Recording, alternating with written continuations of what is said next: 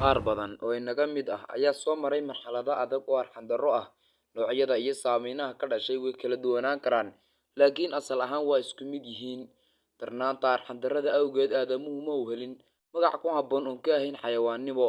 Dabcan, waxaynu u jeednaa waa cawaandiyada iyo cagajuglaynta oo aynu muuqaalkeennan ku soo qaadani doono. Magacaygu waa Jimcaale Daahir, halkanina waa Sacred Media. Waxa igu magac dareen magacii ugu xumaa ee xeerka kaynta ama xayawaannimo.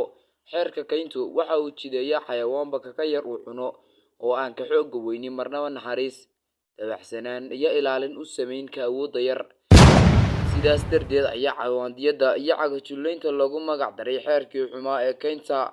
Bullying waa kelmad Ingiriisi ah oo macnaheedu yahay cawaandiyad, cagajuglayn, awood sheegasho, ama handadaad dadka lagu sameeyo siga awoodda lihi dhakada ugaga qabsado ka kale.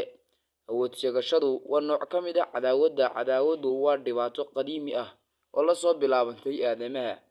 Cadaawaddii ugu horreysay waxay dhex martay carruurtii awowgeen Aadam oo kala ahaa Qaabiil iyo Haabiil. Haddii aan isla garanay cawaandiyada iyo cagajuglaynta, aan isla eegno goorma ayaa habdhaqanka qofku noqonaya cawaandiyad.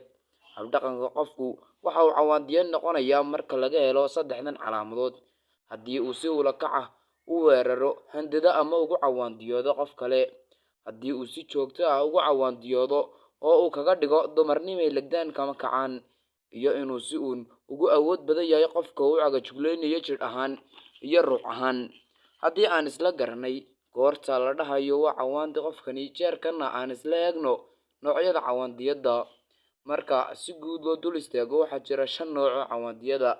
1. Awood sheegasho jireed, awood sheegashada hadal, awood sheegashada aan toosnayn, awood sheegashada galmo, iyo handadaadda tiknoolajiga.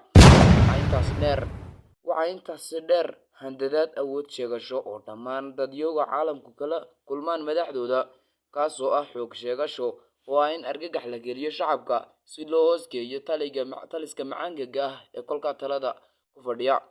Awood sheegashada ama cawaannimadu waxa ay noqotay mid ku faaftay dhammaan waaxyaha nolosha sida guriga, goobaha waxbarashada, shaqada, ciidamada iyo wixii la mid ah. Cilmi baadhisyo arrintan lagu sameeyay ayaa dayda ka cadeeyay in ugu yaraan ama kala badh ardayda dhigata dugsiyada lagu cawaandiyooday mar. Sidoo kale, 15% carruurta dugsiyada aada waxa ay ku dhacay cidhiidhi nafsadeed. Daraasad 2001 uu sameeyay Dr. Coy Dores ayaa daafayday in macallin kasta 160,000 oo arday ka cararaan dugsiyada sababo la xidhiidha handadaadda joogtada ah ay kala kulmaan goobaha waxbarashada. Haddii aynu si guud u soo fahnay handadaadda, aynu isla milicsano diinta Islaamku maxay ka tidhi handadaadda.